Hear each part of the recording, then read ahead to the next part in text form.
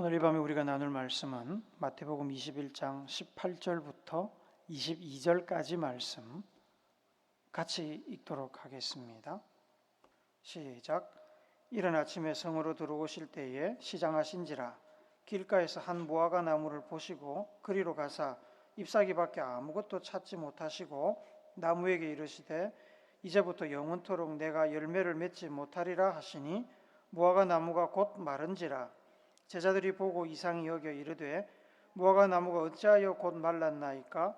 예수께서 대답하여 이르시되 내가 진실로 너희에게 이르노니 만일 너희가 믿음이 있고 의심하지 아니하면 이 무화과 나무에게 된 이런 일만 할 뿐 아니라 이 산더러 들려 바다에 던져지라 하여도 될 것이요 너희가 기도할 때에 무엇이든지 믿고 구하는 것은 다 받으리라 하시니라.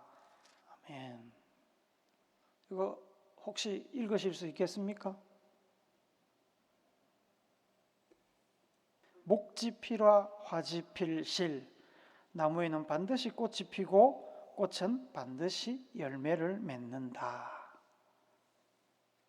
그런데 열매는 있는데 꽃이 안 보이는 과실수가 있습니다. 그게 바로 무화과 나무입니다. 무화과 나무 보셨습니까? 무화과는 드셔보셨지요? 제가 처음 무화과를 먹어본 것은 초등학교 때 친구 집 마당에 무화과 나무가 있어가지고 그때 무화과를 처음 따먹어봤습니다. 그때가 6학년 때였던 것 같습니다. 무화과는 한자로는 꽃이 없는 열매라는 뜻입니다. 꽃이 없는 과일, 꽃이 없는 열매. 무화과는 잎이 나온 뒤에 다른 여느 과실수처럼 꽃이 피는 것이 아니라 바로 열매가 맺힙니다. 그러나 사실은 무화과의 저 껍질이 꽃받침입니다.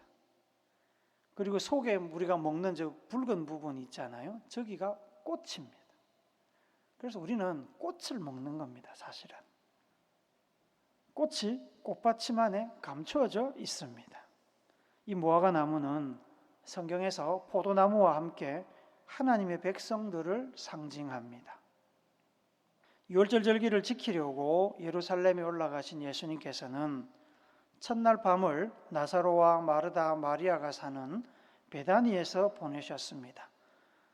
다음 날 아침 예수님께서는 일찌감치 예루살렘 성으로 들어가기 위해서 집을 나서셨습니다. 예수님께서 베다니에 들러서 나사로 집에서 묵지 않았을 수도 있겠지만 보통은 베다니에 가면 그 집에서 묵었기 때문에 예수님께서 배가 고픈 이유는 아마 너무 일찍 집을 나섰기 때문이라고 생각이 됩니다. 마르다와 마리아가 깨어 있었다면 뭐라도 아침거리를 준비했을 것인데 자매가 깨기도 전에 예수님께서 집을 나서셨던 것으로 여겨집니다. 도중에 출출함을 느끼신 예수님께서는 길가에 있던 무화과 나무 한 그루를 발견하셨습니다. 나무에 다가가서 무화과 열매를 찾았는데 그 나무에는 열매가 하나도 없었습니다. 6월절은 유대인 달력으로 1월 중순에 있는 명절입니다. 1월 14일, 15일 그렇습니다. 태양력으로 바꾸면 3월, 4월 이쯤입니다. 하지만 보통 무화과 나무는 언제 열매를 맺냐 하면 6월쯤에 열매를 맺습니다. 그러니까 2달 정도 더 기다려야 무화과 열매를 볼 수 있습니다. 같은 이야기를 하고 있는 마가복음 11장 13절에 보면 이는 무화과의 때가 아님이라고 무화과가 없는 이유를 덧붙이고 있습니다. 그것을 모를 리가 없는데 예수님께서는 다짜고짜 그 열매 없는 무화과 나무를 저주하셨습니다. 이제부터 영원토록 내가 열매를 맺지 못하리라. 그리고 나서 나무는 곧바로 말라서 죽었습니다. 제자들이 옆에서 지켜보고 있다가 예수님께 질문을 했습니다. 20절 다시 한번 같이 읽읍시다. 시작. 제자들이 보고 이상히 여겨 이르되 무화과 나무가 어찌하여 곧 말랐나이까? 이상히 여겼다는 건 예수님이 정상적으로 안 보였다는 얘기입니다. 예수님이 하신 행동이 좀 이상한 행동으로 보였다는 얘기고, 어찌하여라는 이 말은 왜란 뜻입니다. 무슨 이유로 이런 뜻입니다. 그래서 제자들이 예수님께 드린 질문을 풀었으면 이렇습니다. 제자들이 예수님의 행동을 이상하게 여기고는 질문했습니다. 왜? 무슨 이유로 무화과 나무가 그리 빨리 말랐습니까? 제철도 아닌데 열매를 찾더니 열매 없다고 나무를 말려버린 예수님의 이상한 행동에 대해서 그 이유를 물어보는 질문처럼 보입니다. 그런데 사실은 이 마태복음 21장 20절 번역은 조금 문제가 있는 번역입니다. 이상히 여기다라고 적혀있는 이 단어는 헬라어로 놀라서라는 의미를 가진 단어의 번역입니다. 사우마조라는 단어인데 기본 뜻은 뭐냐면 놀라다 이 뜻입니다. 그리고 어찌하여라고 번역된 단어는 어떻게라는 의미를 가진 포스라는 단어의 번역입니다. 그래서 원래 그 원어대로 번역을 하자면 세번역 성경이 제대로 번역을 하고 있습니다. 같이 읽어봅시다. 시작. 제자들은 이것을 보고 놀라서 말하였다. 무화과 나무가 어떻게 그렇게 당장 말라버렸을까? 개역 개정성경, 우리가 보고 있는 이 개역 개정성경의 20절은 예수님께서 열매가 맺힐 계절도 아닌데 무화과 나무를 저주하여 죽인 이유를 묻는 질문이고, 세번역 성경의 20절은 어떻게 하면 무화과 나무를 그렇게 빨리 말려 죽일 수 있는지 그 능력에 관한 질문입니다. 완전히 다른 질문이죠. 세번역 성경의 번역이 맞습니다. 이렇게 말할 수 있는 이유는 따라오는 21절, 22절의 예수님의 그 답변 때문입니다. 제자들의 질문에 예수님께서는 믿음을 가지고 의심하지 않고 기도하면 무화과 나무가 즉시 마르는 것은 일도 아니고 산봉우리를 바다로 옮기는 일도 가능하다고 말씀하십니다. 기도할 때 믿고 구한 것은 다 받을 줄로 알라고 덧붙이셨습니다. 만약에 20절에서 개역성경처럼 해석을 하면 예수님의 대답은 동문서답이 됩니다. 그렇죠? 제자들은 왜 제철도 아닌데 무화과 나무를 말려 죽였냐고 물었는데 예수님은 기도하면 다 알 수 있다라고 대답을 하신 겁니다. 그래서 20절은 세번역 성경처럼 이해를 해야 맞습니다. 어떻게 하면 그렇게 빠른 시간에 나무를 말려 죽일 수 있습니까? 라는 제자들의 질문에 예수님께서는 기도하면 너희들도 할 수 있다고 대답하신 겁니다. 이게 어울리는 질문과 대답이겠지요. 20절의 제자들의 질문의 바른 해석은 뒤따라오는 예수님의 답변을 고려할 때 세번역 성경에 무화과 나무가 어떻게 그렇게 당장 말라버렸을까가 맞습니다. 하지만 예수님께서 사실 기대했던 제자들의 질문은 개역 개정 성경의 질문이 예수님께서 기대하셨던 질문입니다. 예수님께서는 자신의 행동을 제자들이 이해하기를 바라셨습니다. 믿음으로 기도하는 것은 중요한 주제입니다만 예수님께서 열매 없는 무화과 나무를 말려버린 이 상황에 전달하려고 했던 가르침은 아닙니다. 예수님께서는 제자들이 왜 무화과 나무를 말려버렸는지 질문해 주기를 원하셨습니다. 그래야 예수님께서 무화과 나무를 말려버린 이유를 자세하게 설명할 수 있지 않겠습니까? 제자들이 어떻게 무화과 나무를 그렇게 빨리 마르게 했는지를 질문한 것은 그들이 예수님의 행동을 전혀 이해하지 못했고 단지 눈앞에 일어난 기적적인 일에만 관심을 두고 있었기 때문입니다. 사람은 보고 싶은 것만 보는 경향이 있습니다. 제자들은 예수님처럼 나무를 말려버리는 능력을 갖고 싶었습니다. 제자들은 높은 자리에 오르고 싶었고 명예와 권세와 재물을 얻고 싶었기 때문에 그들은 보고 싶은 것만 보고 있었습니다. 그러면 왜 예수님께서는 그와 같은 행동을 하셨을까요? 이 질문을 두 개로 나누어 다시 질문을 하면, 첫째로 앞서 말씀드린 대로 아직 무화과 나무 열매가 맺히는 철도 아닌데 왜 예수님께서는 열매를 찾으셨을까요? 이게 첫 번째 질문이고, 두 번째 질문은 왜 예수님께서는 열매가 보이지 않는다고 무화과 나무를 그 자리에서 저주를 해서 바로 말려버렸을까요? 궁금하지 않으십니까? 어떤 사람들은 예수님께서 우물가에서 숭늉을 찾는 심술꾸러기라고 비판을 했습니다. 아직 철도 아닌데 칼 들고 지금 열매 내놔라고 그러는 겁니다. 철도 아닌데 열매를 요구하는 것은 이해하기 힘든 행동처럼 보입니다. 우리가 이해하지 못하는 것은 예수님이 엉뚱하기 때문이 아니고 우리가 무화과 나무에 대해서 잘 모르기 때문에 그렇습니다. 우선 예수님께서는 왜 무화과가 나는 철이 아닌데 무화과를 찾으셨을까요? 우리가 보통 무화과 나무 열매라고 하는 것은 6월경에 열립니다. 그에 앞서 무화과 나무는 잎을 냅니다. 보통의 열매는 잎이 나고 꽃이 핀 다음에 열매가 나오지만 무화과 나무는 잎이 난 뒤에 바로 열매가 맺힙니다. 그런데 이 잎이 나기 전에 무화과 나무에는 탁씨라는 것이 열립니다. 이 탁씨는 쓰고 제대로 안 된 무화과, 숫무화과입니다. 숫무화과.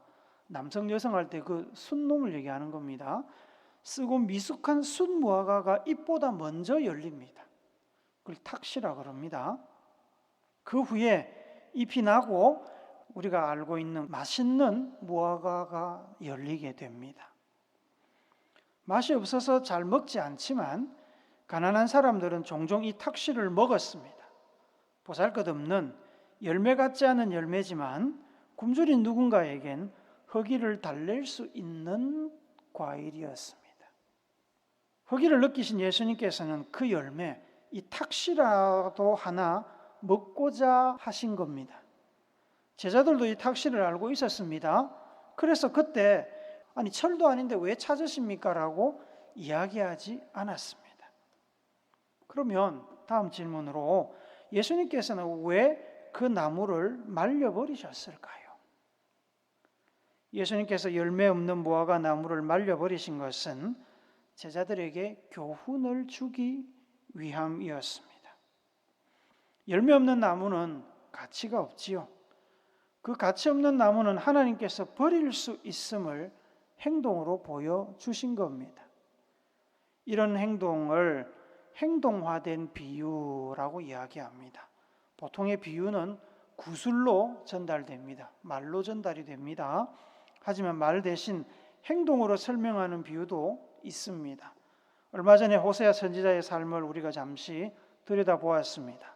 하나님께서는 호세아 선지자에게 고멜이라는 음란한 여자를 찾아가서 결혼하고 자식을 놓고 같이 살라고 명령하셨습니다. 이렇게 하신 것은 하나님께서 신앙적으로 음란한 이스라엘 백성들을 얼마나 사랑하고 계신지를 이스라엘 백성들에게 눈으로 보여주기 위함이었습니다. 이게 행동화된 비유입니다. 예수님께서는 열매 없는 쓴맛에 잘 먹지 않는 탁씨조차도 맺지 못한 이 무화과 나무를 말려 죽이면서 제자들에게 열매 없는 삶에 대한 경고의 말씀을 전하신 겁니다. 세례 요한도 과거에 이스라엘 백성들의 회개를 촉구하면서 비슷한 말씀을 했습니다. 마태복음 3장 8절부터 10절 말씀 우리 같이 읽어봅시다. 시작.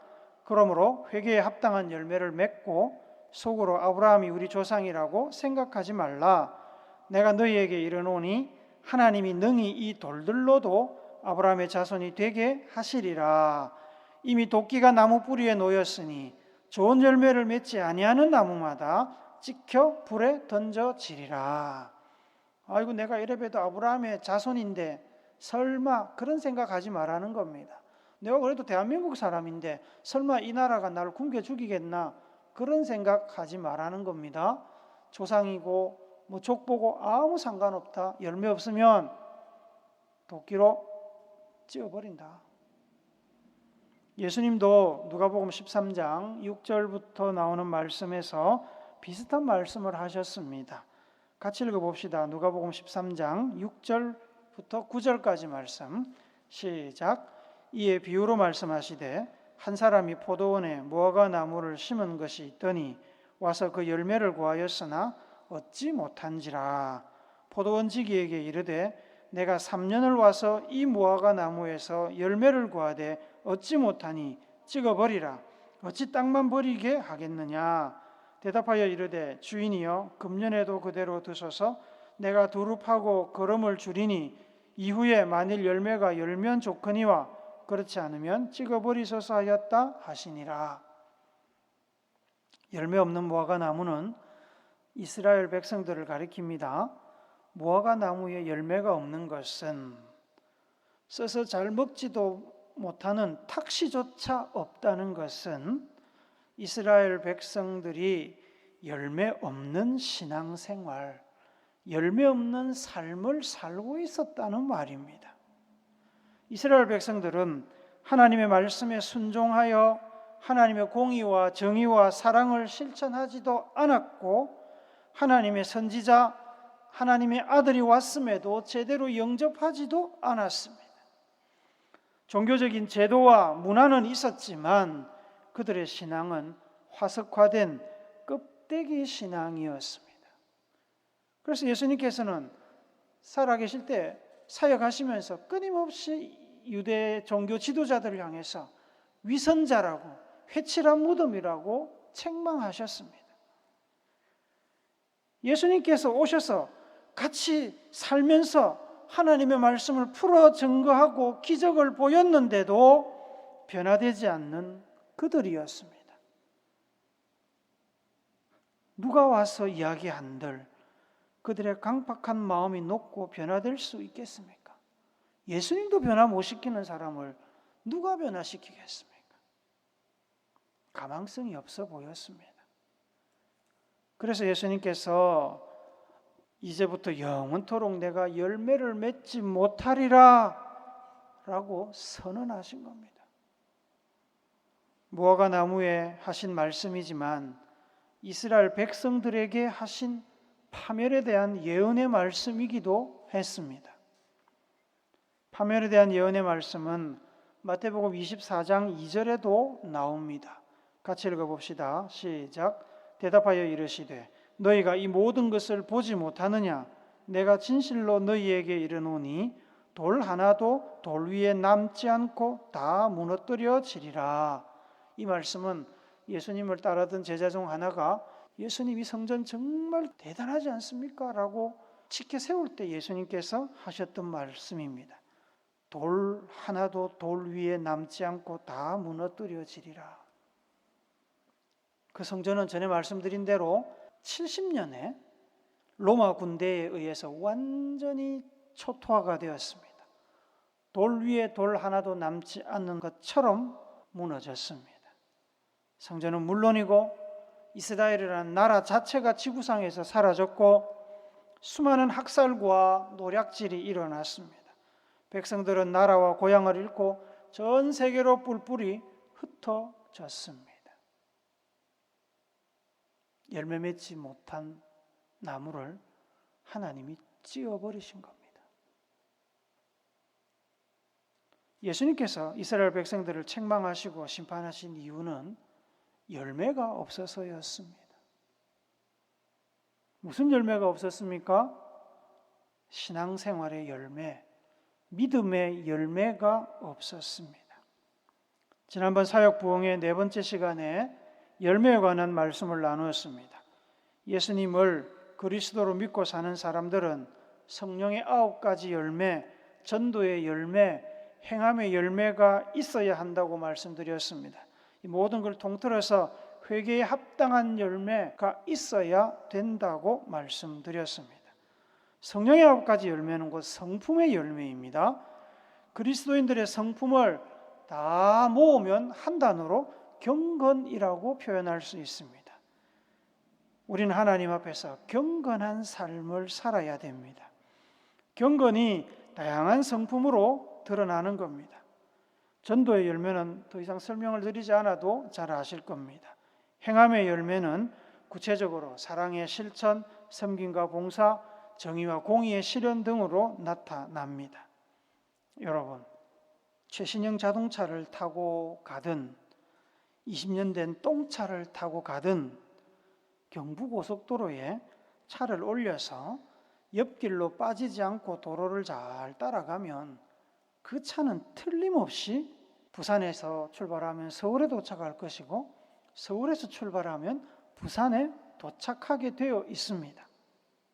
마찬가지로 하나님을 제대로 섬기고 주신 말씀을 순종한다면 혹은 그렇게 살고자 힘써 노력한다면 신앙의 열매들이 반드시 나오게 되어 있습니다. 사람마다 수량은 다를 수 있겠지요. 장단점이 다를 수 있을 겁니다. 사람마다 열매의 특징이 다를 겁니다. 열매를 맺는 시기도 다를 수 있습니다.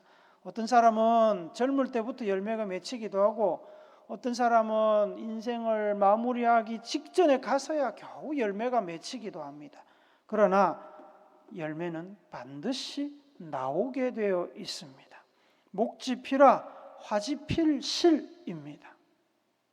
그래야 되는데 열매가 없다는 것은 하나님을 제대로 섬기고 있지 않거나 말씀에 순종하고 있지 않다는 뜻입니다. 차가 경부고속도로를 들어갔는데 서울에 혹은 부산에 도착하지 못하는 것은 차가 경부고속도로를 벗어났거나 차가 중간에 고장이 나서 멈췄다는 뜻입니다. 목적지에 도달하지 못하는 차는 의미가 없지요. 무슨 의미가 있습니까? 차를 버리고 다른 차를 갈아타야 됩니다. 그래야 목적지까지 갈 거 아닙니까? 열매가 없는 나무는 과목으로서 의미가 없습니다. 과수원에 두고 관리할 이유가 없습니다. 뽑아버리거나 잘라버리거나 해서 그 자리에다가 열매 맺는 나무를 심어야 됩니다. 그래서 하나님께서 이스라엘을 버리셨습니다. 2000년 전에. 완전히 버린 것은 아니었습니다만 버리고 이방인들을 하나님의 백성으로 품으셨습니다. 진리의 복음이 이방으로 뻗어나가 열방의 많은 백성들이 과거에는 하나님과 남이었지만 과거에는 하나님과 원수였지만 이제 하나님의 백성, 하나님의 아들과 딸, 가족이 되었습니다. 그렇게 될 것이라고 예수님께서 사역 중에 말씀하셨습니다. 마가복음 3장 35절 말씀 같이 봅시다. 시작. 누구든지 하나님의 뜻대로 행하는 자가 내 형제요 자매요 어머니이니라. 누구든지 유대인이든 이방인이든 누구든지 하나님의 뜻대로 행하는 사람이 예수님의 형제요 자매요 예수님의 어머니요 예수님의 아버지요 가족이 될 것이다. 그러면 여러분, 하나님께서 원래 하나님의 백성이었던 이스라엘 사람들에게 신앙의 열매를 요구하셨다면 복음으로 하나님의 백성이 된 새로운 백성이 된 우리 양자와 양녀로 받아들여진 우리에게도 하나님께서 동일한 요구를 하신다고 생각하는 건 당연하지 않겠습니까? 그리고 본래 하나님의 백성들이 열매가 없어서 버림받아 오늘 예화에서처럼 말라 죽은 나무가 되었다면 새롭게 백성이 된 우리도 열매가 없으면 버림받을 수 있고 말라 죽은 나무가 될 수 있다고 생각하는 것 역시 자연스러운 추론입니다. 차별이 없으시고 공의로우신 하나님께서 이스라엘 사람들에게만 엄격하시고 이방 백성들에게는 율법도 무시하고 대충 살아도 된다고 그렇게 이야기하실 가능성은 없어 보입니다. 성경에 보니까 악인과 선인에게 동일하게 비를 주시고 햇빛을 주시는 하나님은 공의와 심판도 악인과 선인에게 동일하게 주십니다. 사도 바울은 이미 이 사실을 인지하고 있었습니다. 그래서 로마에 있는 이방 성도들에게 편지를 쓰면서 이 사실을 경고했습니다. 하나님이라는 본 줄기에 붙어 있던 이스라엘 백성이라는 그 원래 가지가 잘려 나가고 이방 백성이라는 새로운 가지가 접붙여졌다고 사도 바울은 표현을 합니다. 로마서 11장 20절, 21절 말씀을 우리 같이 읽어봅시다. 시작. 이것은 100번 지당한 말입니다. 그 가지들은 믿지 않았기 때문에 잘려나갔고 반대로 여러분은 믿었기 때문에 나무에 붙어 있습니다. 그러니 자만하지 말고 오히려 두려워하십시오. 하나님께서 원래 나무에 붙어 있던 가지들도 아끼지 않으셨다면 여러분도 아끼지 않으실 것입니다. 21절 한 번 더 읽읍시다. 시작.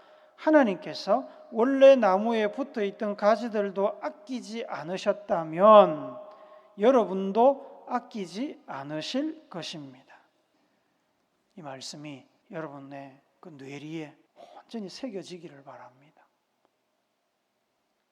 사랑하는 우물교회 성도 여러분, 하나님은 사랑 자체이신 분입니다. 하나님은 한없는 사랑으로 인내하시며 오래 참으시고 선한 것을 자기 백성들에게 풍성하게 주시는 분입니다. 하나님께서 백성들에게 요구하시는 것은 하나님의 백성다운 삶을 살라는 겁니다. 다른 말로 신앙의 열매를 맺기를 원하십니다. 회개에 합당한 열매, 성령, 성품의 9가지 열매, 전도의 열매, 행함의 열매를 맺기를 기대하십니다. 한 해를 마무리하고 있습니다. 여러분의 삶에 어떤 열매들이 맺혀 있는지 돌아보고 점검해 봅시다. 열매를 맺기 위한 준비 과정에 있는 분들도 있을 것입니다. 그러나 비가 오려면 구름이 껴야 되고 아침이 되려면 동쪽 하늘이 붉게 물들며 해가 떠올라야 됩니다. 열매가 맺히려면 싹이 나와야 됩니다. 여러분 안에 열매가 아직 맺히지 않았다면 싹이라도 돋아나야 한다는 말입니다. 그 싹도 열매의 일부라고 할 수 있겠지요. 예수님께서 열매 없는 이스라엘 백성들을 보시며 얼마나 마음이 상했으면 쓰고 맛없는 탁시라도 찾으려고 하셨겠습니까? 그거라도, 그 보잘것없는 맛없는 열매라도 찾으셨습니다. 찾았다면 그 나무는 살았겠죠. 열매 있는 인생 되시기 바랍니다. 예수님이 찾으시는 귀한 열매를 맺어서 하나님을 기쁘시게 하고 하나님이 주시는 은혜와 복을 받아 누리는 귀한 우물교회 성도들 되시기를 예수님의 이름으로 축복합니다. 아멘.